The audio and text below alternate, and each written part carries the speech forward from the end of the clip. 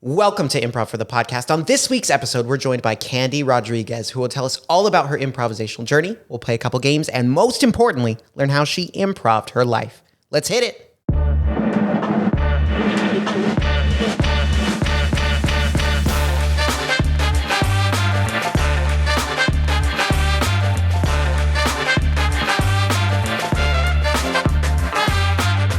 Welcome to Improv for the Podcast. I'm your host, Michael Lee Evans. And tonight, we are joined by the incredibly talented stand-up comedian, improviser, parent, potential game show contestant, Candi Rodriguez. Candi, thank you so much for coming on the show tonight. Thank you, Michael. How are you doing this evening? I'm doing good. I think I was a little tired, but this, I'm energized now. I'm in it, baby. You're waking up. Yeah, it's nice. And I'd like to make a correction actually to the intro. Not potential game show contestant, future game show contestant, because you're going to get it.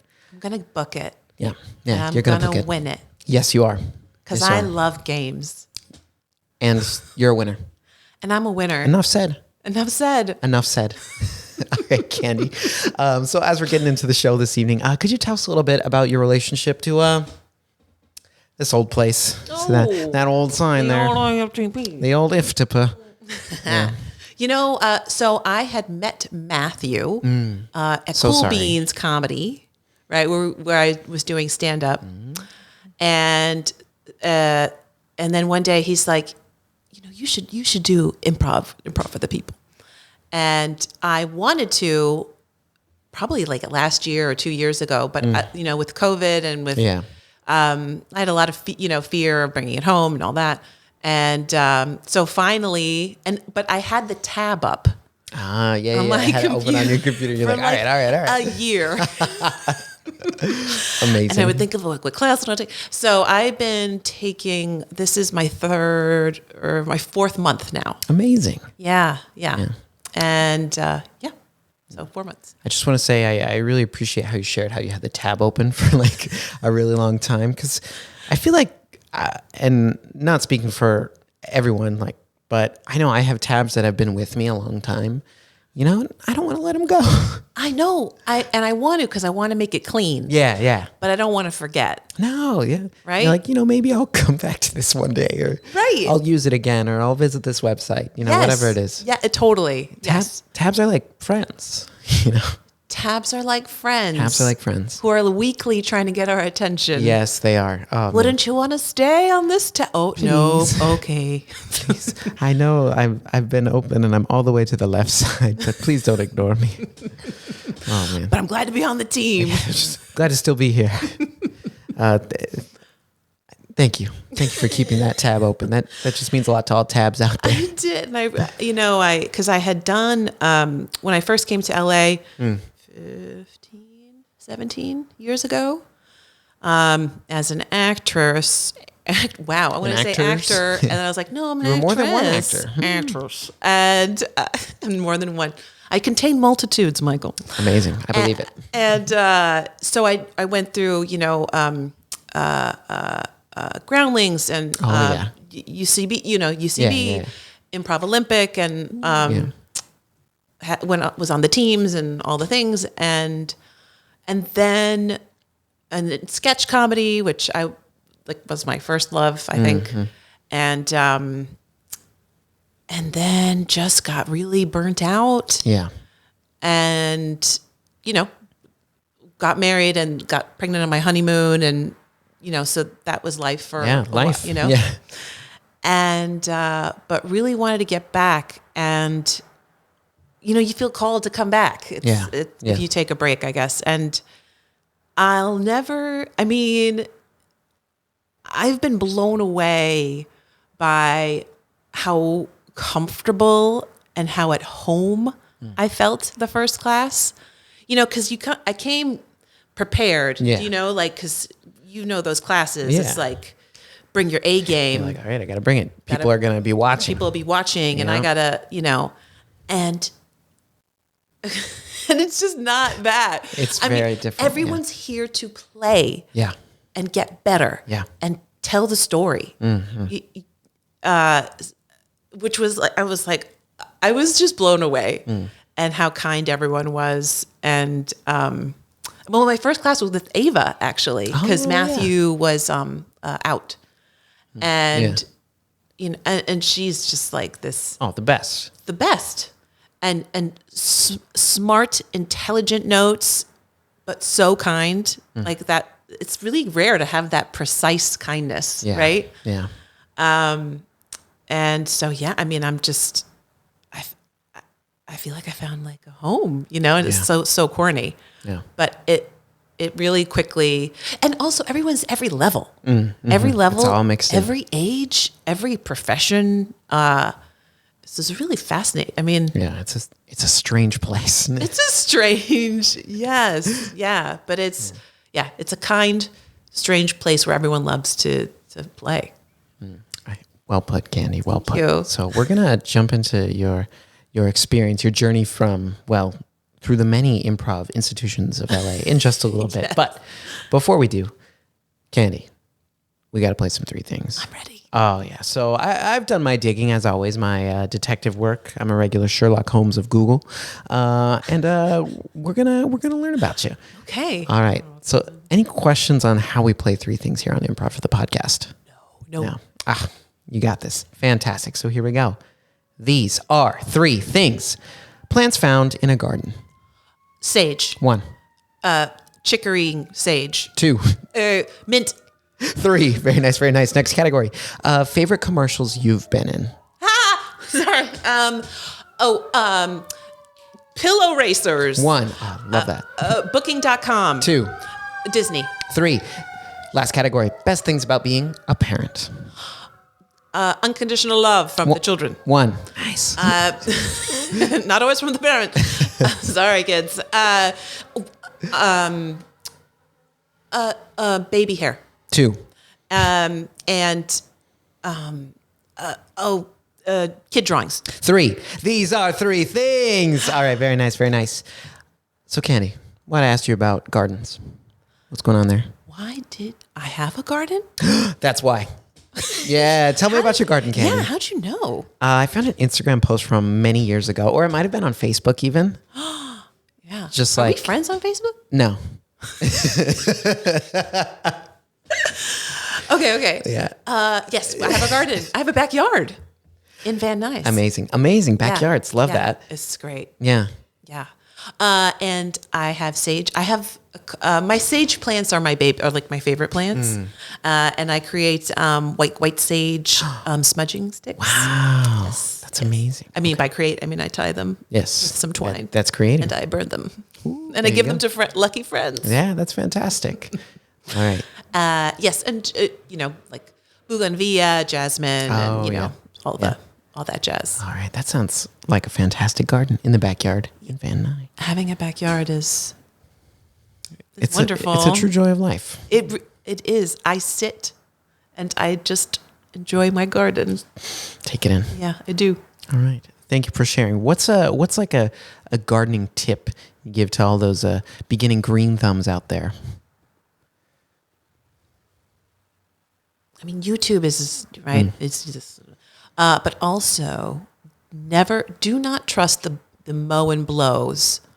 So, like, if you have, I know what that means. If those garden, they call them, they're landscapers. Oh yeah. So if you need someone to like come and like mow your lawn, yeah, never trust anything they say. Yeah.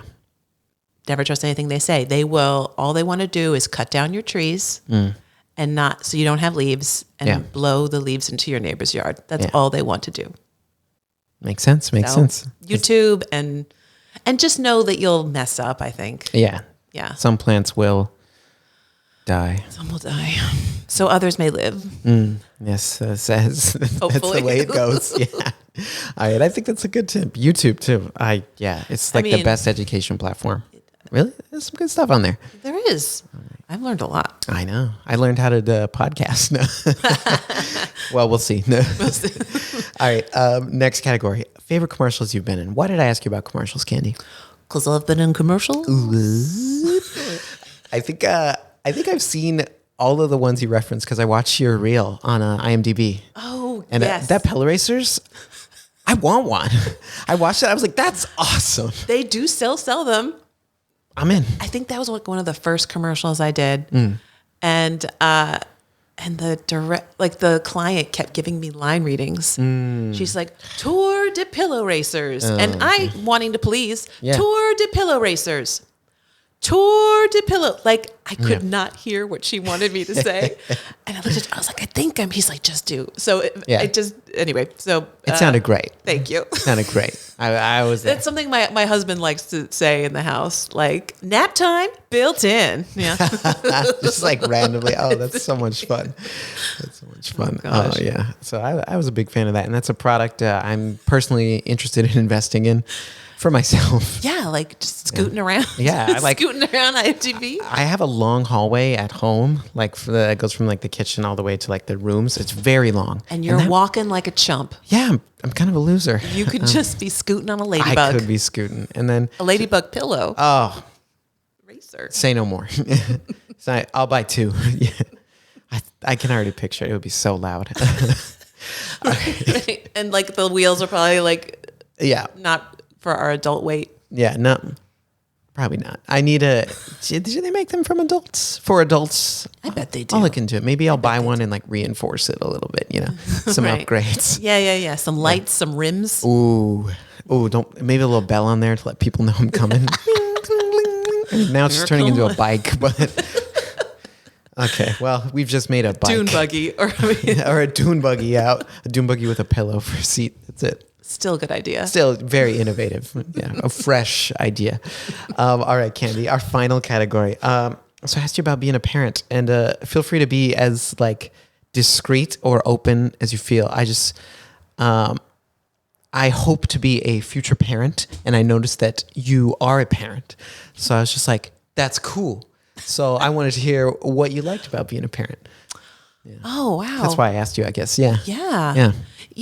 It's not something I thought I would be. Yeah. I thought I would be the child-free person because I really love my freedom. Yeah, sure. Absolutely. And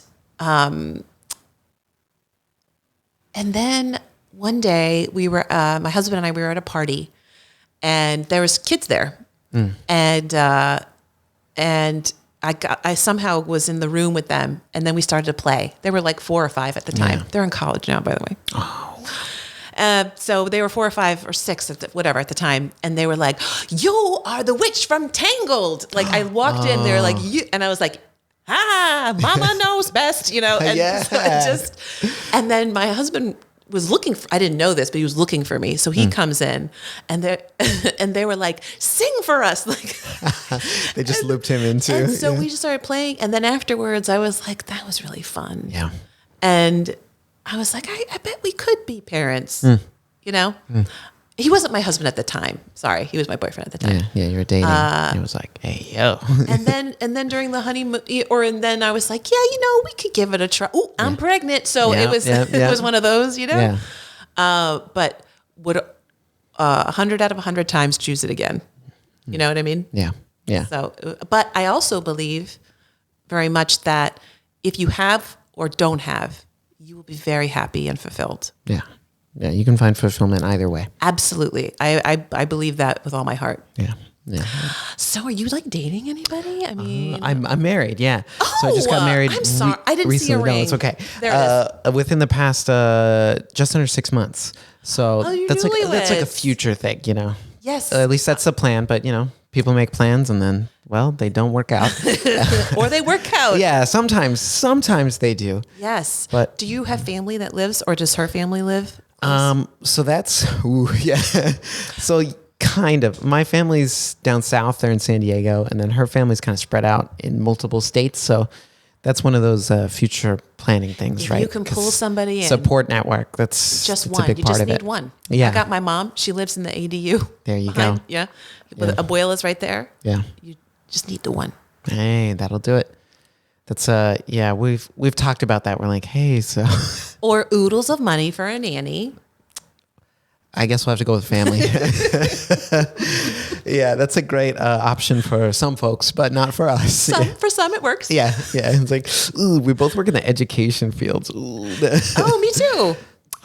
Yes. So I'm a writer, actually. Okay. As well. And that was a transition. Sorry, that's... No, we're getting into it. But so I work for Kaiser Permanente Educational Theater. Well, I love their healthcare. Yes, me too. I'm glad you do, because if you didn't, it's also my only option. But so that's good. Yeah, it works. But okay, tell me more. Okay, so I was an actor, a performing actor for a show called The Amazing Food Detective. It's a show about nutrition, and toured it for 10 years as The Amazing Food Detective. Wow. I did get to play a child when there was all 4 of our cast members were above like 6 foot. Oh yeah, yeah. And I was like, I get to be a kid. They're like, you. Great. And then I took a break, and then came back, did some more touring, and then during COVID switched to a writer role. Right. Yeah. Because all of the shows needed to go online, and now all of the online shows need to be live. Yeah, they're coming back. And that's part-time. It's not full-time anymore. But so that's, I'm in that realm. Okay. Yeah. We're here to talk about you, Candi. Right. And what I want to learn about is your journey with improv. So we're going to start. Okay. We're going to take it back to the beginning. Yeah. I want you to tell me about the first time you learned about, heard about, saw, whatever that was for you, improv. It entered your brain space. When was that? The brain space. Yes, indeed. Okay. So, college, I was in a sketch team called SketchUp at the University of Maryland. And Maryland, yeah. Terps. And there was a sketch team, and then there was an improv team called Improbable Inc. Improbable Inc. Ooh, I like that name. It's a great name. Yeah, fantastic. And I remember the first show I saw, they had a 24-hour show. Wow. Yeah. Oh my goodness. So you could go at any time, right? And I think I don't know, like 2 a.m. or something. And they were doing it. And it was like good. You know, like they were tired. Oh yeah. But I really respected the passion, you know, because it was just like, because it took a lot. Yeah, 24 hours. That's quite the commitment. Yeah, and there was a little, you know, there was a little, you know, the improv sketch, right? Yeah. Like, what is that? Not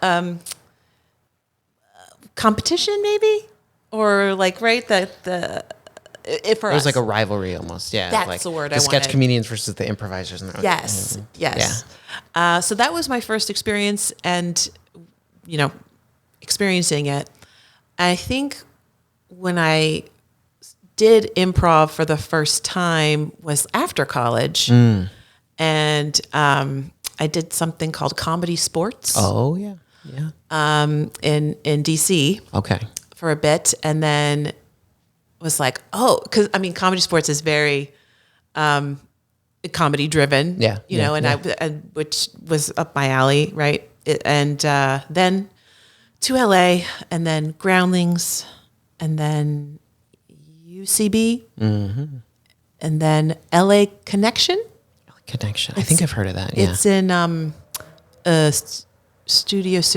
Sherman Oaks, Studio City. Okay. Yeah, up there. And then Improv Olympic. IO. And then nothing. I've done that one too. Yeah. And then IFTP. Wow. Okay. So the gamut. And I know your original question was when did it first, and that it was college, but it was like a slow burn, I think, for improv. Yeah. Because again, like I felt more strongly about sketch. Yeah. Like I feel more. I think because you can control it more. Yeah, and you're a writer. It's written. Yeah. Yeah. It's written and but I think improv is so pure. It is. And I've really come to appreciate the pureness of absolutely. it. You know, and the artistry that's there. Yeah. So I want to ask, prior to college, right? Before you joined the sketch team, were you interested in performing? Like, was that something you did growing up, whether it was music, dance, acting? I was a jock. Whoa. Yes. So you would have like bullied me. No. You would have shoved me in a locker. Nice. No. Doesn't exist. No. Yeah, no, I was super, I was loud, but I was very nice. Yeah. Like cool. I had big gold earrings. Oh, I love big it. Big hair, Yeah. you know, Yeah. Oh, just chewing. Like, my God. Chewing. Yeah. What sports did you play? Okay. Basketball, tennis, Nice. softball. Softball. Oh my gosh. And Tri-sport track athlete. sometimes. Hey, I did track too. I like track. What did you? Hurdles. I only did it one. Me too. Really? So scarring. How's that going? I'm not doing it anymore either.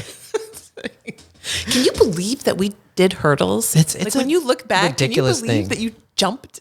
Yeah, at some and point, ran and then jumped. I tapped out because I was like, these are getting a little high for me, and I'm short, you guys. Like, I'm a good jumper. That's what kept me in it, but I had to stop. Yeah. Yeah. Did you fall? Oh yeah. Yeah. It's just the first one I remember. There was a race. It was at a track meet, and just Yes. your trailing leg just gets caught, and it's brutal. Ate it. And you have to finish the race. And you have to finish. Lose the all race. your momentum, and then you're hesitant about all the next ones. And the counting in between. Yeah, to get your steps right. Right. And, don't miss that. No, I don't. But yeah, and then so I I'd always been interested in theater, but it never worked out because the practice. You were busy, yeah. Yeah, right. And then in college, I auditioned for a play, The Yellow Boat. We all know it. Right? Yeah. Yeah. And then I don't know it. and I got in, but I missed the call. This was in the days of like the answering machine. Yeah, yeah. But I was like, well, let me be, and so I got into the chorus, but I was supposed to play Joy. Oh no. But having that success, Yeah. I was like, oh, because I'd never, you got in. You're like, okay, I can play. Like, I can get in this. right. And I think because Joy is very close to who I am, right, but not realizing thinking anyway. I'm not saying I'm like amazing. I'm just saying like because she's like Candi very claims she's effervescent. amazing. We'll verify this Look episode. at her. So that I think that's the bug kind of hit. Yeah. And, So you finally got a taste in it, especially like at a collegiate level too. I think theater is so it's good. It's good at a collegiate level too. Yeah. It's just like everybody's like like young and just full of energy and so invested, and passionate. And I mean, I remember having talks with people like someone who was like, I mean, I guess if I moved to LA and had to do a Coke commercial, I guess I would. Oh, yeah. As if they would be begging us. Yeah. Yeah. I mean, that kind of thinking. You're like, yeah, I'll do it to make money, but my real passion is, I had many of those conversations. Right? Oh my gosh. And now, now that I've lived a little, I'd be like, I'll book anything, I wish they'd call me about Goofy. Yeah. Yeah. Yuck. Like, whatever it takes. No, seriously. Yeah. I'm a lot more open than I was when I was in school. So I feel that. Yeah. The skin got thicker. Yeah. Oh, definitely. Yeah. Yeah. The skin got thicker and the wallet didn't. Yes. The wool got pulled. Yes, it did. All right. Yeah. Oh, away from, anyway. Yeah. So you finished college. What led to you moving out here to Los Angeles, California? I had visited. That's a big move. I visited some friends who had come here, and I just kind of fell in love with California. Like why? No, I know now. I know, dude. I listen every day, looking at houses on like Redfin like it's absurd. Massachusetts. Do you know what I mean? Yeah. Just, I think I was very attracted to everyone seemed to do whatever they wanted. Yeah. Like everyone dressed how they wanted. Everyone seemed very much themselves. Yes. Or even the image, whatever it was, like however weird, like I liked that everyone just was going for it. Yeah. And I thought, well, if I'm going to try to make it, like there is a pretty robust theater scene in DC. Yeah. Oh yeah. The Kennedy Center, I mean. Yeah. Oh, Shakespeare. I mean, it's, but it's small, right? And few make a living. Yeah. So I just, in my mind, I was like, I mean, I can try to make a living doing this, and I have for the most part. Yeah. Not in the way I thought. Sitcom, Sure. camera show. We're all like, oh yeah, I'm going to get a guest star, and then, they're going to make me a full-time. Right. Yes. Yeah. So not in that way, but in the education way. Mm-hmm. Yeah. In that route. Yeah. You find your path. Yeah. Yeah. Exactly. Yeah. All right. So you come out here to beautiful Los Angeles, California, and what led you to be like, well, so you did sketch in college. Right. Did that. You had done comedy sports in DC. So you come out here and you're like, oh, improv, this is the place. Was that kind of your thinking? Or just all things acting? Yeah. I can't even, I think because in Groundlings, they start with improv. Yeah, right? yeah. And then you get to the writing. Yeah, you get if all the character stuff down, and then it's like, right. Now write some stuff, right? Yeah. The SNL track, if you will. Exactly. And so I think doing the improv there, it was like, oh, this is fun. Yeah. Oh, right? yeah. It's, so I think it started there. Yeah. Yeah. And then, so Groundlings ran the gamut there. Was your approach just like, I'm going to try them all? Get out there? I think so. I think I was looking for like a team. I think I was looking for a home. Yeah. You know, and I never quite fit in.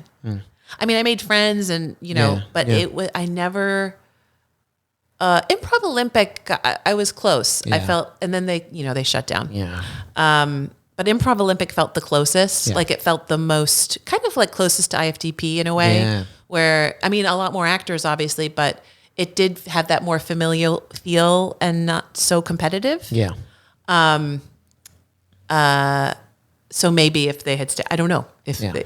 knows? And I found some teams to be on, but it was like, the feeling I was looking for was, and maybe, I don't know if it exists, but it was just really trusting and like everyone's like on the same page and everyone wants the same thing. Yeah. Which is hard to find. Yeah. Yeah.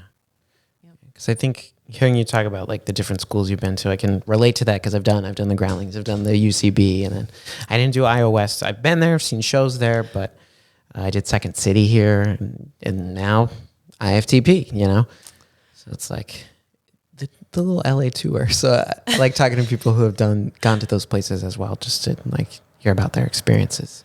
Yeah, and it's and they're all great. I mean, I learned a lot. Oh my gosh! Yeah. Right? I mean, and the show. I mean, the talent is, it's undeniable. It's undeniable. And I think what sets IFTP apart, though, again, is because there is, of course, people are performing in their shows, and it's not like that's not important. But maybe it's the competition that's not there. Yeah, or it's different. It's not that like I'm gonna do well, and if you do well, I'm gonna kill you. But oh my gosh, you're so funny. So true. That's what it is. Yeah. It's the gleam in the eye and the knife, right? Yeah. Yeah. That's what it is. I've seen so much. when I did stand up here, and the audience is so supportive. Right? Oh yeah. But that's who they are. Like that's who we are. I can say we now. I feel like a part of it. You can say it. I could say it. You can say we are supportive. Yeah. Like we really want everyone to win. And I don't know what that is, or if that's how that was sprinkled, or I don't that philosophy. Like I don't think anyone said it, but it's just what it is, right? It's just who's attracted to this kind of place. Yeah, that's kind of IFTP's thing, And if that works for you, you'll really find a place here. And there's probably some people, that's not as much their kind of view on all this, and they go somewhere else, and that's okay. Absolutely. Yeah, I mean, it's not okay actually. They're wrong, okay. but it's on them. It's on them that they're wrong. It's nice that they can be wrong. Yeah, in somewhere else. Okay, so taking it back. Sorry, we're all over the place, but you're just giving me so much good stuff. Oh, good. So taking it back to your Groundling, UCB, all that. So you were taking improv, doing teams here and there. Were you also acting, auditioning at that time? Just kind of. Yes. Yeah. Yes. So I was touring. Well, one was my day job touring with educational theater. Right, Kaiser Permanente. And at the Amazing Food Detective, as the Amazing Food Detective. That's right, detecting food. Wow, I like that voice. That was a fun character to play. And so doing that, and then yes, and auditioning. I've really never. I had a theatrical agent for like a minute, but again, no one quite knows what to do with me theatrically, and also I came here, I was like, what, like 22, 23? They're like, you're old, you're too old. You don't have any credits. Right. Yeah. And so that sort of followed me, but with commercials, you don't need to. Yeah. It's like, who cares? So I book commercially quite a bit, right? Because it's like, also I have like played a mom for 15 years. That's amazing. Yeah. Right. Like just to have that nurturing, very compassionate aura about me. Yeah. So auditioning, job, auditioning, and sketching, mostly sketch, and then some improv sprinkled in there. Yeah. Yeah. Wow. Yeah, it's been fun. Really cool. Yeah, and we talked about some of those amazing commercials already. We did. That you've done. I think it's a ton of fun. I've always wanted to do a commercial. I think there was a time where I was trying to get that, and it just never got one, and that's okay. But I just feel like I want to experience it once, see what it's like on a commercial set. Oh, you should. I mean, if you really want it, you can get it, I think. Yeah. But I have taken a step back from it because it is time consuming. Yeah, probably the submissions and auditions. Because it's like, okay, so you'll get a text now, say, and it's like, okay, 11 a.m. tomorrow, 200 South La Brea.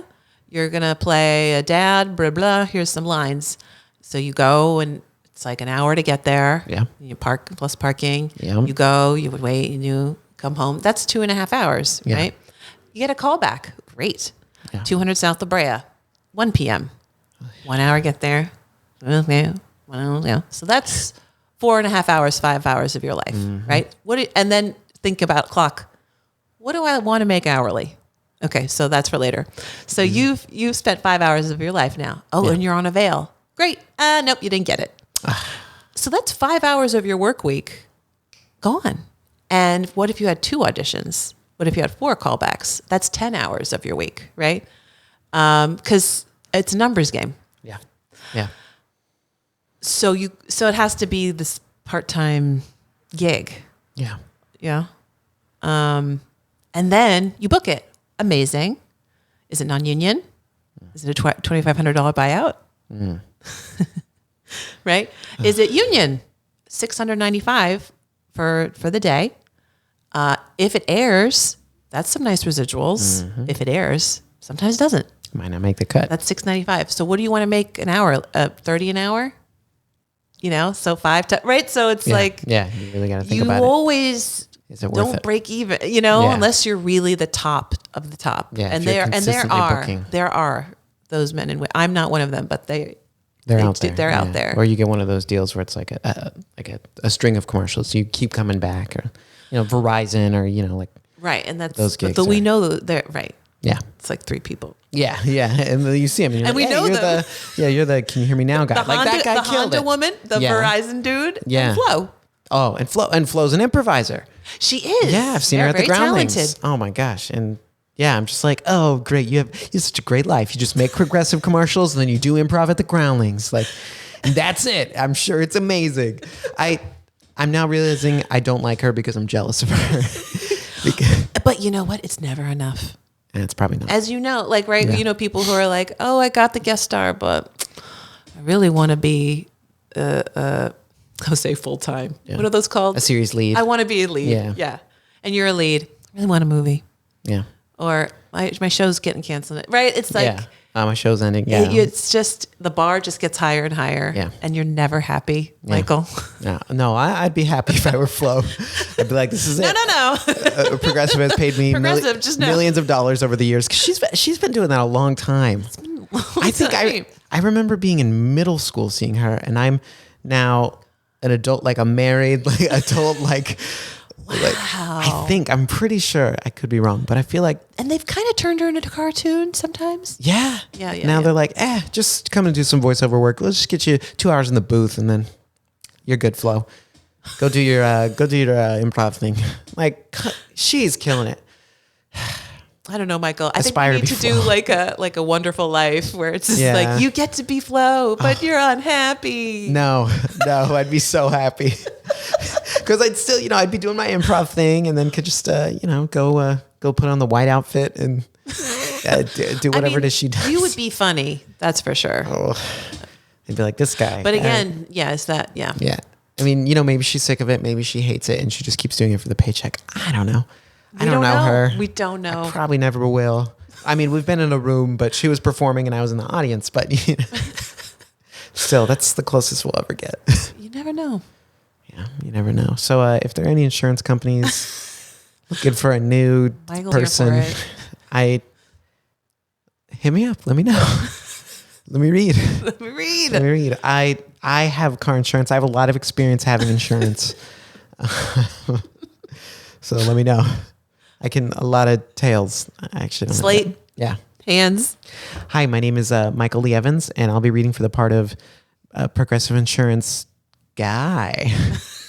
They need a fresh face, Yeah, they do. Yeah. All right. I could be Flo's son. That's funny. Yeah, see? The one who's like, Mom, I don't know if I believe in insurance. What's the big deal? I'm not going to get in an accident. Boom. Cut there you go. Flo. Yeah. Mom. You were right, Mom. You were right. If I bundled my home and auto insurance with Progressive, wouldn't be in this mess. Yeah, I wouldn't be in this mess. See, there it is right there. And then the apron and then the tear. Yeah. Fade to black. Yeah. It writes itself. It writes itself. See, and you're a writer, so I trust your opinion that was money, and that I expect a call probably tonight, even though this won't air for a couple weeks. I expect a call tonight. Yeah, because they know. They're like, ooh, they'll hear it. They know I it's feel out the there. Chill of talent. Reaching out to me. I've wasted my prime, but I'm still available if they need me. No, you're in your prime now. We'll see. I don't know.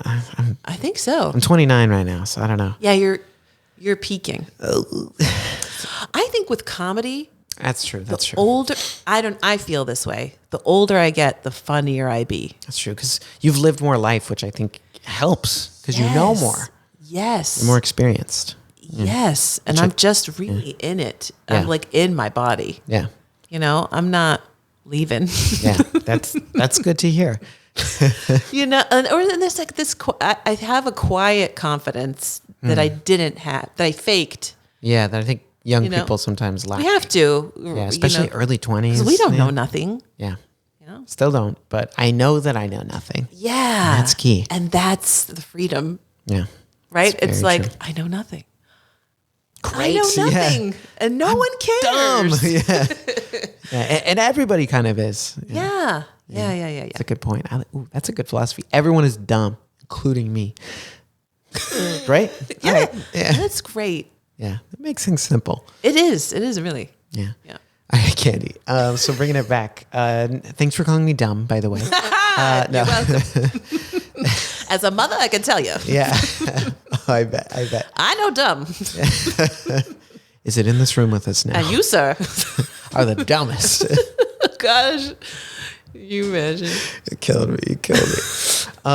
So thinking about, I just want to ask because, in your career, like you've had kind of your hand in many pots, right? You've been doing stand-up, commercial acting, some theatrical acting, sketch, writing, improv. I want to ask how improv in particular, how do you think the skills you've learned in improv has bled into some of those other areas? What crossover have you seen? Oh, that's really good. Yeah. I want to say, and I know people have said this, but listening.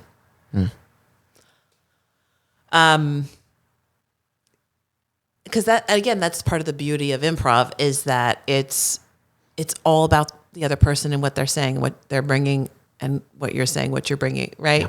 Like I can think it's about my ideas and this kooky thing, but really it's just about these two souls speaking to each other. Yeah. Right. And when I'm really listening is like right when the best scene work is. And if I'm not listening, it's because of fear or it's right. It's like, I have to make, I have to have control and I have to make sure this goes well. Exactly. But and I think too, I want to say politically, because I think in this age of like fear and it's like everyone's out to get you and things are bad. Yeah. But when I'm walking outside and like saying hi to my neighbor and like connecting, it's like, no.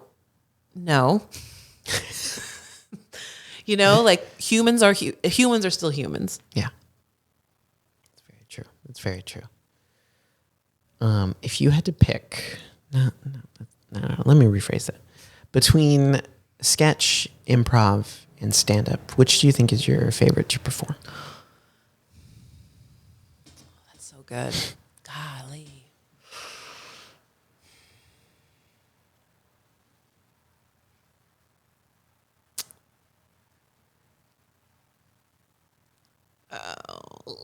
Do I cheat and say they're all specific? I mean, they all feel different and they all give different things. They all give different things. Yeah. But like, come on, what's your favorite? There's a wrong answer. No. Okay. No. Okay. I'm gonna say sketch comedy. Okay. Even though, and here's why. Because with improv, stand-up comedy, I'm still super scared. Yeah. When I'm up, it's like a stage fright, like when I first went on stage ever in my life. Yeah, it takes you back to that time. Right. And I'm working through improv. I'm not like, I know the scene's going to be fine. It's going to work. It's going to work. Trust. But I don't know because I didn't write it. Yeah. Like, it's not tested, so there's a lot of sweating going on, like it's some white knuckling it. Yeah. Yeah. So again, though, I really love all three, but I will say sketch comedy because I'm the most confident. Like I pretty much 100% know if a line's going to work, if a turn, you know what I mean? Like I'm pretty much 100% confident that these characters or this situation will get a laugh. Or when it's not, like this isn't, we're going to put this up, but so that I have more control. Yeah. Yeah. So you can polish the product and really fine tune your character choices and the moments and the beats that you find in those sketches. Exactly. Yeah. Exactly. So I'm going to say that. Yeah. I know that is the wrong answer, and I know it because I see it in your face. No. It's improv for the sketch, actually. Yeah. But if I felt like a improv master, like if I really felt like I'm a master, I think improv would, I'm not there yet. Yeah. I just haven't. I'm not a master yet. Yeah. You'll get there. I hope so. Yeah. I wonder if people do, or do you always feel nervous? Yeah. I mean, I think it's because you were saying when you doing stand up, you were like, oh yeah, no, improv is like, I don't get nervous anymore. I've done a decent amount of improv in my life. There are people who are far more experienced than me, of course, but I think stand-up's scary because it's just like it's you as you are. Yes. And improv to me is like fuck it, and then you just get into it. And everyone's saying fuck it. Yeah, and I've gotten better, not always, but I've gotten better at thinking a lot less. Once the show or whatever it is starts, you're just kind of riding with it. Yes. Yeah. And that's come with time. And, that can waver. There's going to be some days or some shows or whatever where you're like, oh, I don't want to do this. Right. But I think that's just where I've gotten to. And I'm not a master by any means. But it's just practice. Who do you think is an improv master? Colin Mockery. Wayne Brady, the Who's Line guys. You're right. Yeah, basically. Yeah, for sure. Maybe Jim Carrey, Robin Williams. Like Amy Poehler, Kristen Wiig, Melissa McCarthy. Right. like those folks. Yeah. There are some, I guess there's ways to go. I think I think it's folks who have, legitimately put in 10,000 hours doing improv and continue to do it. They keep up with it. They don't stop. Do you think how close to you are to 10,000 hours? That's a good question. I don't know. Because I had a bit of a gap there. I think I had a bit of a hiatus. Yeah. When you were teaching? Yeah, basically. Yeah. When I was teaching. When it was sucking. Yeah. So it was like growing up doing stuff and then post college and then teaching for a bit and now being back in it. Being at IFTP now for like a couple of years now. Like not 2 years yet. Coming up on 2 years. I'm not at 10,000 yet. Okay. No, I'm not there yet. I think I've done a good amount, but not 10,000. Right. I think it's realizing like improv is both I've learned everything, but I'm still learning. Right. It's that mindset, right? It's having a growth mindset. Yeah. And that's the other thing. Right. Because sometimes it feels like I step on stage, it feels like the first time every time, right? Yeah. Because you don't know what's going to happen. Yeah, you can always be surprised by something. Yes. Yeah. Yeah. Which is nice, I guess. Yeah, it is. That's good. It's a good thing. No, but you saying sketch was not the wrong answer because I also love sketch very much just because it gets it's a bit more theatrical. Yes. Because you can implement props and sets and cues and costumes. Wigs. Yeah, but more fun. Well, can be more fun than a traditional play because you write it, you cast it. Yes. It's, and it's less, it's sketch, it's slap. Yes. Fast and loose. Yes. Yeah. And gosh, does it take a lot of time? Yes, it does. You know, and that's... And polish. I just don't have that no more. Yeah. I mean... I understand. And I think it's hard to go back, like especially now that I'm focusing more on stand-up. Mm-hmm. Because it's just me. Yeah. Right? That it's hard to go back to that. Okay, guys, when can we meet to write? Yeah. Okay. Hey, make sure to send the sketches. Okay. Now where are we going to perform it? Are we going to film it? I mean, is this a short? Is this live? Yeah. Exactly. And whereas improv it's just Show great. up. You just need to show up, that's very attractive. It is. Because it's like, wait, I don't need to prepare anything. No, it's great. Give me a time, give me a place. Yeah. Yeah. Maybe improv is my favorite. Yeah. Improv is so much more considerate of your time. Yeah. It is. Very much so. Yeah. Unlike auditions. I'm telling you. Yeah. But I want that for you. I want you to be on. I want you to book it. Thank you. I do. You. I'm going to be in the next Pella Racers commercial. But I want to be one of the kids. A little older than the other kids in the commercial, but it's fine. Just slightly. Yeah. I was thinking, do you think, Candi, that you do improv with your kids? Yes, for sure. Can you tell me about that? Yeah. Okay. And I joke about this that, they always talk about like the imagination of a child, but whoever said that has never played with children.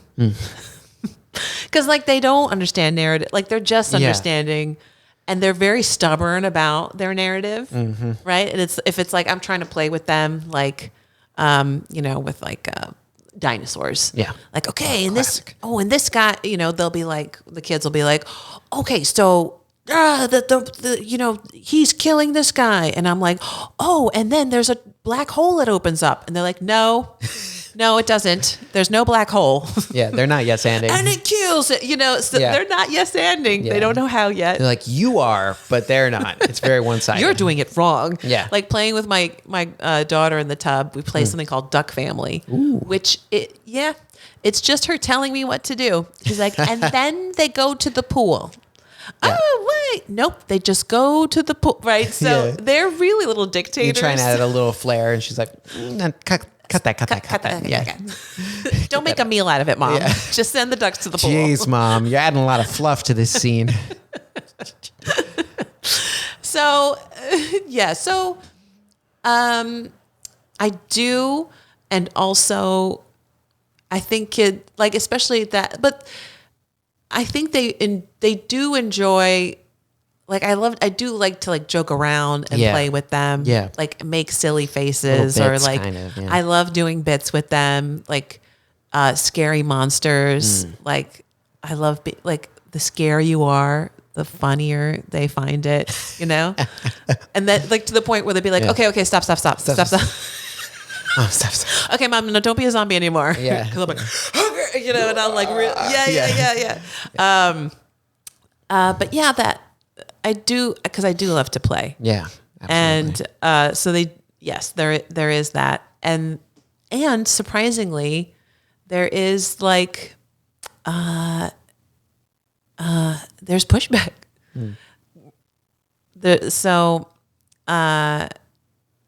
another way is when we're reading, like at nighttime, right? Story time, right? And because I love doing voices. Yeah. And I was worried they were going to tell me not to do a voice because I had a friend who was like, they tell you not to do the voices, but they haven't told me not to do the voices. Maybe your friend's just bad at the voices.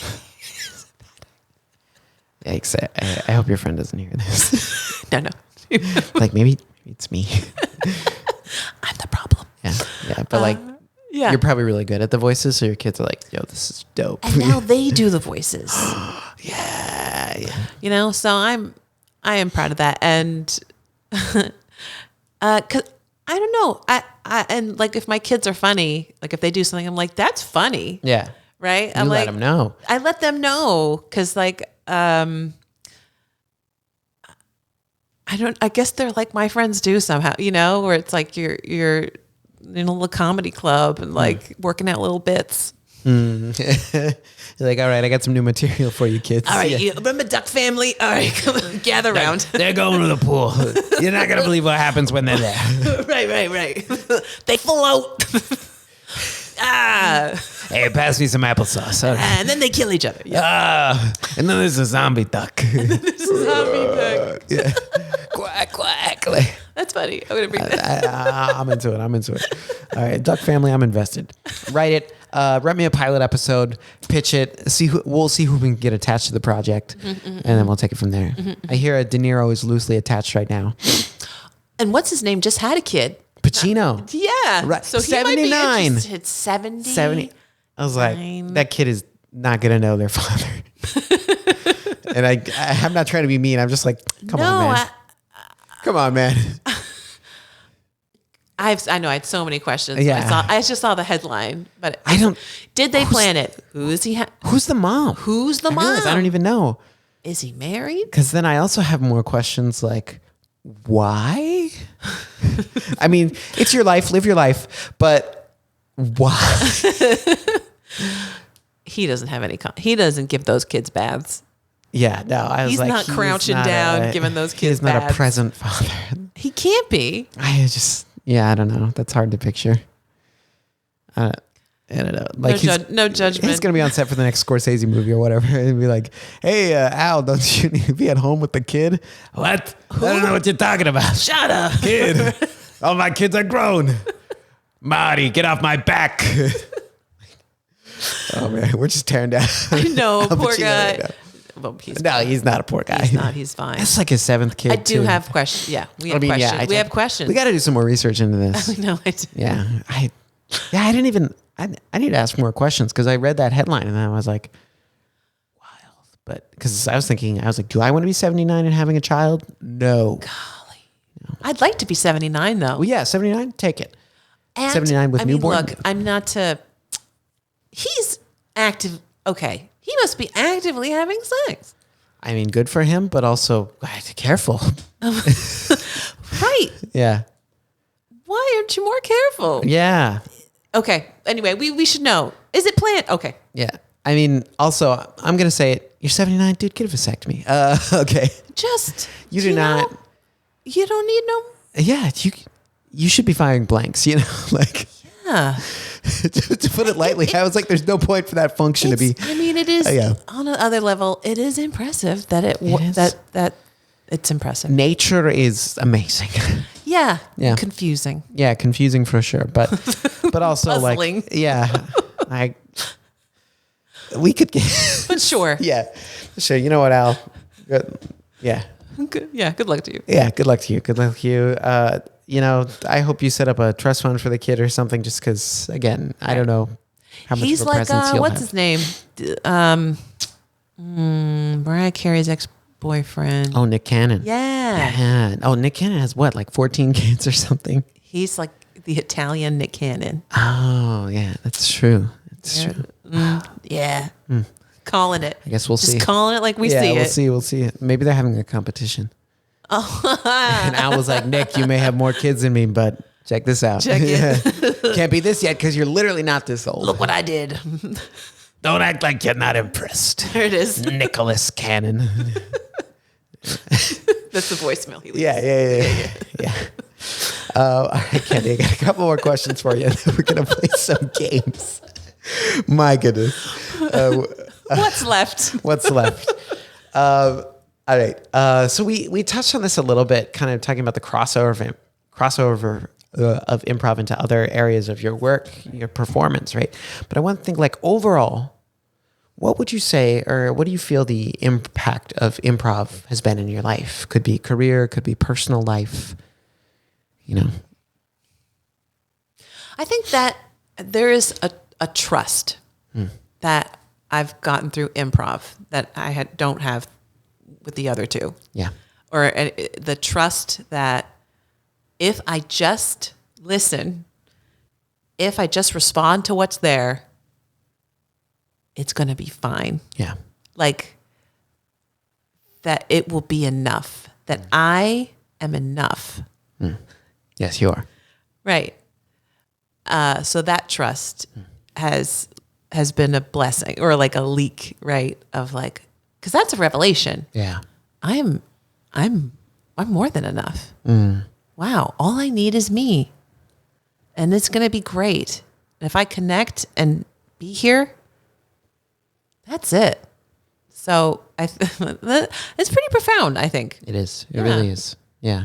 It's just the simplicity of it, but it's so empowering. It's very empowering. Yes. Yeah. And that's a confidence that I bring now to everything. Yeah, absolutely. Absolutely. Yeah. Watch out, Flo. We're coming for you. I have an apron too. Hey, I like that. I got an apron too. All right. My final question for you, Ken. I'm ready. Thinking about your career, you've had an amazing career thus far. You've dipped your hands into so many different pots and you've been successful in so many things. What do you think for the year of our Lord, 2023? It's May 10th today, date of recording. This episode will come out in a couple weeks. So in the future, right, people are going to hear this. What are some goals you have, comedy, performance-wise, that you'd like to accomplish by the end of this year? People of the future, heed my fortune. They're listening. I would love to do a show here. Like to perform with you guys. I would love that. Oh, that'd be amazing. I would love that. I would like, there's like some workshops and things I'd like to take that I've heard that are coming that sound really cool to me. Like Jamie has this clown workshop. I've heard about it. I haven't done it. And there's a couple, like Ben, I think, has like a meditation for performers. I don't know about that one. Matt told me. Hot new workshop. I don't know if that, don't like. Yeah. Breaking news. Bum, bum, bum, bum. So yeah, there's some workshops I like to take, and then career-wise,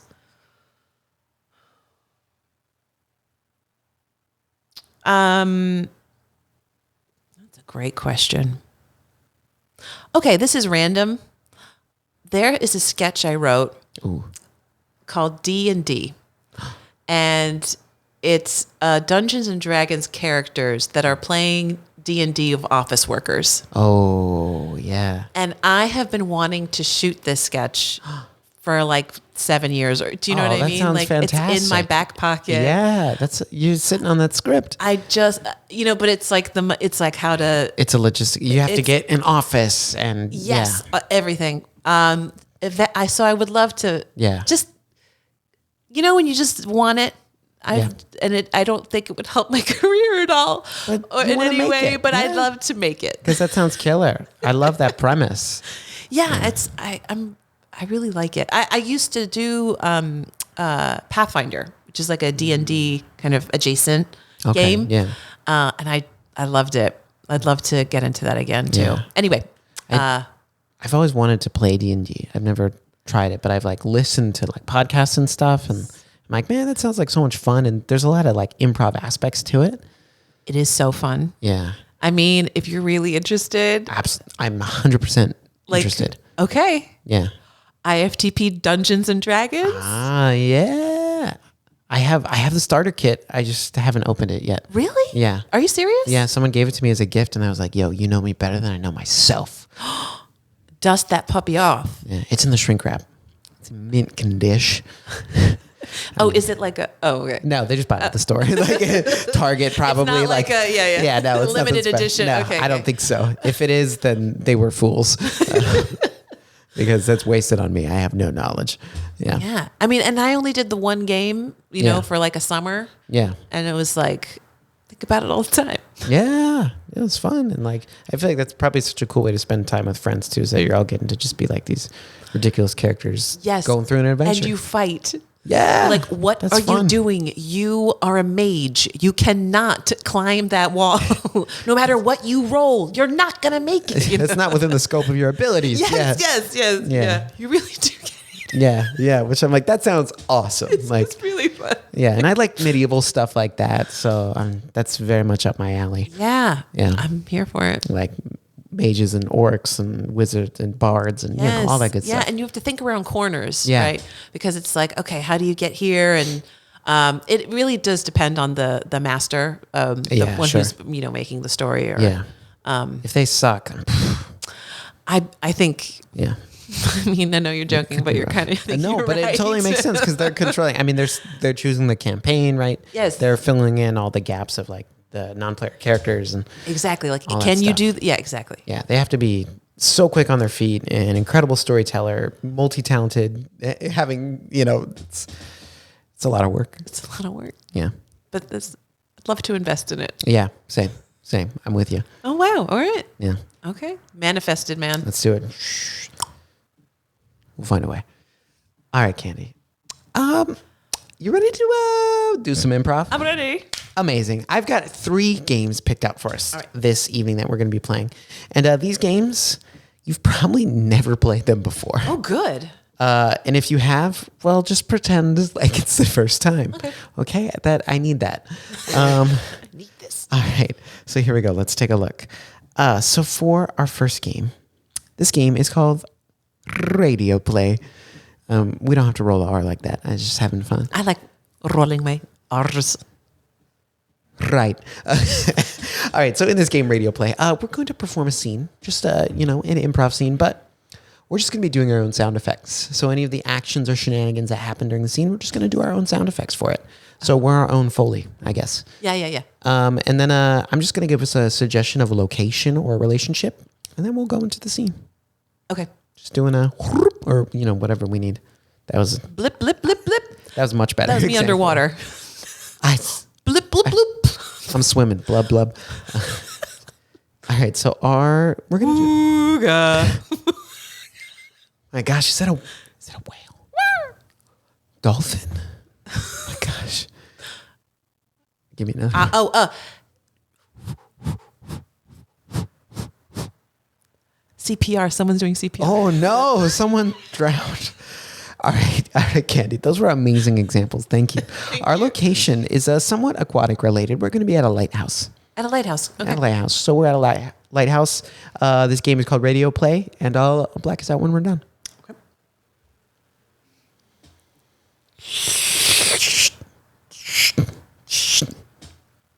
Look.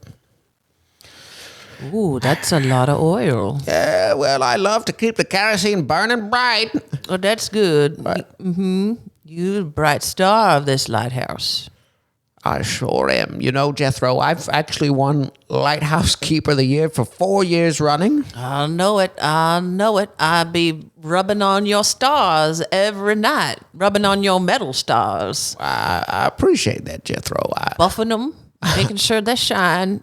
Any son of mine, when he shines brightly, so does I. And what's it sound like when you buff those stars? Oh, I was just doing that. Here it is. Oh, I love They get wet because of the ocean. Oh, they sure do. All that moisture in the air is just, it's just so, that marine layer. That marine layer on your stars. That's what gives them life. It's what gives them life, those dewy stars. So listen, boy. Oh, don't eat too many of them sardines. You're going to get too big. Oh, that's right, Jethro. That's right. That's right. You won't fit into the tippity top of the lighthouse. That would be bad. How could I win Lighthouse Keeper of the Year if you're not able to spin on the top of the lighthouse? If I ate too many cans of sardines, I won't be able to fill a can myself.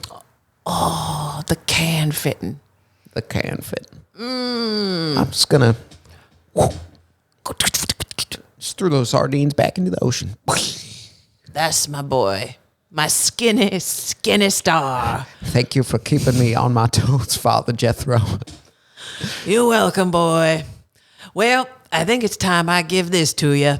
You're old enough and skinny enough now that you can fit into the snap. It's your wetsuit. Oh my goodness, it's a wow, the tautness of this wetsuit. Made of the rubber out of little baby duck's feet. Oh my goodness, this is the finest quality. They're just feet sewn together. Father, I sewed them. I can only hope to continue your legacy. Oh, you will, boy. You will. You've gone beyond my legacy. And I just hope I can squeeze into this wetsuit made of baby duck feet skin. Oh, go ahead, honey. I'm going to try it on. Here we go. Oh, there's one leg. There's two. Whoop, one arm. Two arms. Zip me up, why don't you? Yep. Ooh, and now the back of the head. Oh. And here's little Bill for your nose. Thank you, Father. I made it into a clown nose. I do appreciate this. And I know that in addition to seeing the lighthouse, sailors out there in the ocean will be able to see my nose at night. It's full of phosphorescent algae. That's incredible. Father, I've got something to tell you. Oh, I'm listening. I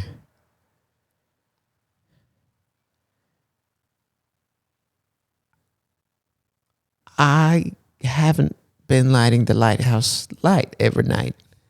And, well, last night, a boat crashed. Oh, I don't understand. You didn't. But the stars. What were you doing, boy? What were you doing? Father, I apologize. I had gone up there and, well, in truth, I consumed a whole can of sardines. And because of all You were too fat. Because of all the chemicals, I passed out. They preserve those sardines. The mercury. I had more mercury than a thermometer. Oh, you got touched. I got a touch of the merc. Touch of the merc. Touch of the merc, Father. No shame in having a touch of the merc. I have lots of merc. You do? And I am fine. No. Blackout. I didn't even know what that last word was. You're finding it. Oh my goodness. Ooh. Duck feet. duck feet. That's disgusting. That's got to be such a gross. Can you? What color is it? Going to be like orange or? I saw it as orange. Oh man, these guys are gross. Just eating sardines, getting a touch of the murk. Someone's got to do it. You're right. That's Someone has to fill the kerosene lamps and spin on the top of the lighthouse. Someone's got to do it. And buff those stars. Thank you. Buff the stars. That was good information. Or boats crash. Yeah, or boats crash, and it led to the death of who knows how many. Let me ask you, when you were like, I have to tell you something. Yeah. Did you know what you were going to tell me? No. I said it and I was like, oh boy, what happens at a lighthouse? I was thinking. There was no plan. That was true. I was like, what did happen? Like both me, the person, and me, the character, were like, gee, I don't remember last night, There it is. Yeah. That's essentially what it was. There's that gray space. Yeah. Oh, yeah. Beautiful gray space. I was gray the entire scene. All right, Candi. We're going to move us on to our next game. Okay. Before I tell you the name of the game, I'm just going to ask you a question, Candi. Can you give me, what are a couple of your favorite movies? Clue. The Arrival. Contact. Ooh, so Love alien movies. 2 alien movies, 1 board game movie with no aliens. Yes. No. All right. Although you could say Tim Curry is out of this world. Oh, that's true. His performances always are. That's an excellent point. All right. I'm going to pick Arrival. Okay. And here's the game we're going to play. This game is called Movie in a Minute. So you and I are going to reenact Arrival as best we can in 60 seconds. We're going to do our best to hit all the major plot points. And I'm going to tell you this. I chose Arrival because of those movies. It's the only one I've seen. And I'm full of regret for that. I've played the board game Clue many times, and I know Contact is an all-timer. Let me tell you, Clue stands up. I believe it. I mean, like you said, Tim Curry, which I know Tim Curry for many of his other works. I mean, That's true. Christopher Lloyd. Great Scott. I gotta say, I got some homework to do.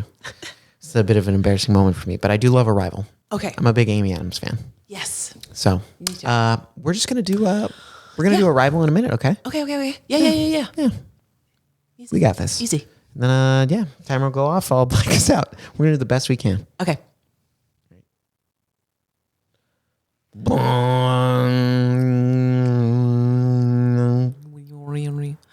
I think I'm understanding their language. What? You're just like a professor of language. Language, let it expand your mind. I think we should attack them with the power of the U.S. military. No. Oh no, Blorg is dead. Blorg, no. Oh, but you have a message. Wait, I'm remembering things that have happened in the future. What? I speak Chinese. No way. A polyglot. I have a message for the bomb. The bomb? What is it? Don't do it. Whoa. Because your wife loves you. She does. Blackout. She didn't speak Chinese. She talked to the Chinese general. That's all right. That's all right. But she doesn't she remember enough Chinese to speak to the Chinese general? So you were on the right track. Right. Yes. They're at like that event, right? And yes. she's like, yeah. And because she's like, remembering a memory from the future that hasn't happened yet. She because tells time is all one. It's a circle, right? Yes. It's a circle thing. Their Yes. language is a circle, like time. Yes. I never read the short story it was based on. No, I should. Apparently it goes into, I have not either. Okay. I would like to, because I've watched that movie probably 4 or 5 times. I really like it. Oh, wow, Yeah. me too.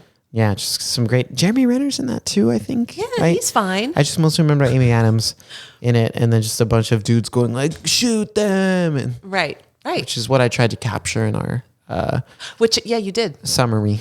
Yeah. I couldn't remember the alien's name, though, the one that did die. Oh, no, I don't remember. It wasn't Blorg, but... Yeah. They were sad about it, right? They were, Yeah. Yeah, they were like, damn. What did he say? Transitioned. Right, Yeah, like moved on. Yeah, they had nicer verbiage for it. Yeah. Yeah. Oh, man. Well, now I got to rewatch it. Well, no, I don't. I just relived it, actually. We just did it. Yeah. No notes. Perfect notes. retelling. I think someone gets hurt and goes to a medical tent at some point. There's probably like an angry general who's like, damn it, they're coming out of the sky. Right. Shoot up. Right. Fix it. Yeah. You've got 48 hours. You know, one of those classic, Yes. Although we'll blow them back to hell. Oh, that kind of like an Independence Day kind of vibe. Yeah. Yes. Mars Attack, something like that. Totally. What do you think? Do you think aliens are like Mars Attack, or do you think aliens are like Arrival? If there were aliens. That's tough because I think this is a great question. I don't think about this at all. Yeah, no, me neither. Not even once. So I think about it like this. If aliens are real, there's two options. They're like, whatever tech they have isn't good enough for them to know about us. Right. Or their tech is so good that they know about us and we don't know about them. Right. So they're either way advanced or like around our level. Oh. There's no in between in my mind. Yeah. Yeah. Maybe a little ahead of us, but. Yeah. So. I think that sounds right, actually. I guess both those civilizations are way advanced, right? Arrival is way advanced and Mars Attack is way advanced. Right. I mean, because they were moving people's heads onto Chihuahua bodies. Yeah. That's right. But opera music kills them. Spoiler. Right. That's right. Yeah. Ack. I kind of like that movie. It's awful, but I like it. I think I've only seen a couple. It's one of those movies I haven't seen the whole thing. Oh, okay. I mean, I did the ack. Yeah. Yeah. You know enough. I didn't know. Yeah. Oh, I spoiled it. I'm so sorry. I don't think Jack Black's a hero in that movie, and Natalie Portman. They're both very young in that film. Yeah. Wow. Yeah. Right. Yeah. I buy that. Yeah. I buy that theory. Yeah. What about you? What do you think? Yeah, that sounds right. Yeah. I like the idea. Okay, here's one idea that I like is that the aliens are more advanced. There's like a lot of different. There's like a galactic alien. They're like different, right? Yeah. And they're just waiting for us to get our shit together. Yeah. So we can become part of it. Yeah, they'll be like, welcome. Yeah. Like, oh, they're not, there may be a couple of them. I don't know if they're going to make it. Yeah, they went to the moon. Big deal. Like, that's basically, they went to their neighbor's house. Yeah. Boo. Yeah. Oh, they haven't even left the Milky Way. Right. Embarrassing. Yeah. Be a while. Yeah, they're laughing. But there's a chair for us there. I like to think. Yeah, it's empty. It's very dusty. Yeah. I totally saw that. A glass with like a hotel, little sealer on it. Yeah. Just waiting like a pitcher with water. And I like to think that they're waiting. Oh yeah, 100%. There's some optimism. The Council of the Universe or something like that. Yeah. And we have a seat, but it's vacant. It's just not. It's not. Yeah. Yeah. And It's not probably there yet. will be for a little while. For a fair bit.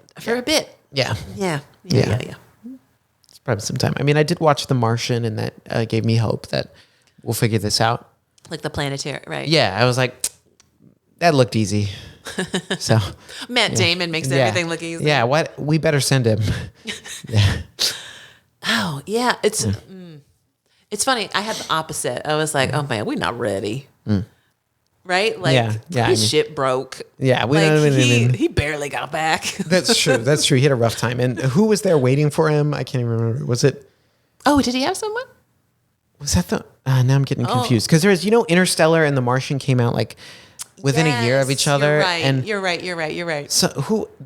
Wait, was he in both? See, now I can't even remember because I haven't watched him in a minute. But like both movies had like a surprise. I've been on this planet a long time, like kind of thing. I gotta watch Interstellar again. Yeah. It was bendy. Yeah, that's a wild one. Yeah. Yeah, I liked it. I mean, good performances in that movie. Yeah. Gotta watch Contact. Yeah, I know. That holds up. Because I like space movies. And McConaughey, Matthew is in there. Matthew's in there. Hey, Matt's in there. Hey. Yeah. Oh, it all comes back. True. I actually didn't know that. I don't think I did. But, well, now I know. Yeah. Fun fact. Fun. Probably a lot of other people knew that, but I didn't. No, but if you like Arrival, you will like Contact. Oh yeah, because I'm sure Arrival probably looked back at films like Contact and was like, "What can we do?" Yeah. Yeah. I wonder. I haven't seen Contact. I wonder if it holds up. Like, if it now would feel a little forced, or I don't know. I don't know. No, it's fine. It's a good movie. We'll find out. All right, Candi. We got one last game. Oh, we do. Right. Oh yeah. This game. But we had to talk about aliens. That's important. I think so. Yeah. So this game is called. I appreciate it, dude. You're like, all right, sure. So in this game, Candi, we're just gonna perform a scene. We'll get a suggestion of a relationship, and the trick in the scene is that we have to end every line by saying "dude." Oh, love it. Love it. I know you're thinking it. That's how I talk to my kids. I picked the best improv games. Yes. Say it. No. Yes, you picked the best improv games. So I'm picking our relationship. Okay. Okay, here we go. All right. So the relationship in this scene will be doctor nurse, and we need to end every line by saying "dude." Nurse Pritchett, I lost a patient today, dude. Dude. No offense, but your mortality numbers this year are really high, dude. Dude. I really dropped the ball, dude. Yeah, I mean, Dr. Thatcherson, I, when we were in the operating room, I was watching you, and look, I'm just a nurse. What do I know? I just dude, you're not just a nurse, dude. Hey, dude, don't.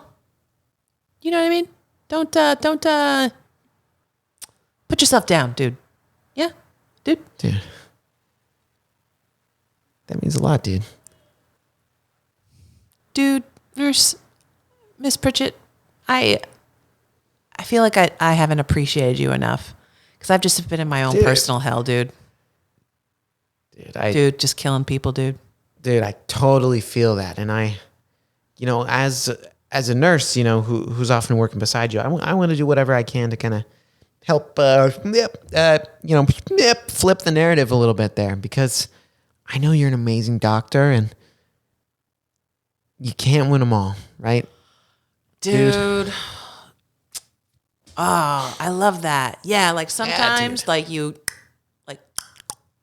And like the eggs go, and like sometimes they don't crack, but sometimes they do. Yep. Dude. Sometimes they got two yolks, dude. Dude. They have two yolks, dude. Double Ami. Oh, double proteinies. Dude. Dudes. Dude, teen. So, dude, nice. Yeah, dude. That thing. Yeah, dude, you were talking about how you want to stop killing people, dude. Right. On accident. But, of course, dude. Yeah, dude. No. Dude, I would never. No. Intentionally. You're a great doctor, Dr. Thatcherson, dude. Dude, thank you, man. Dude, here's the thing is like, malpractice, dude. Medical. Serious suits. Serious suits. Dude. And not Armani. Oh, not Italian, dude. No silk over here. No, dude, we're talking suits of the law. With suits of the law, with just metal bars that I will be behind, dude. Dude, I don't like that look on you, dude. So I will do anything I can, dude, to help you get out of that. So look, here's what I'm thinking. If, God forbid, dude, we have another situation where we lose someone, I'm willing to take the fall for you, dude. Dude, you would sacrifice yourself for me, dude? Yeah, dude. You've always had my back, dude. A lot of the other doctors, they make fun of me. They say like, oh, your scrubs aren't even Dickies. And why do you wear a mask over your eyes sometimes, dude? Dude, because you have light sensitivity, dude. Yeah, dude. Okay, I have like historically thin corneas. All right, dude? Yeah, dude. What do you want to do? Yeah. Do you want me to just... People don't light my eyes on fire? Yeah, dude. People don't believe I have an ocular impairment, dude. Dude, they're the ones who can't see. Dude. Yeah, dude. They're the ones who can't see. Who really has thin corneas, dude? Society, dude. Dude.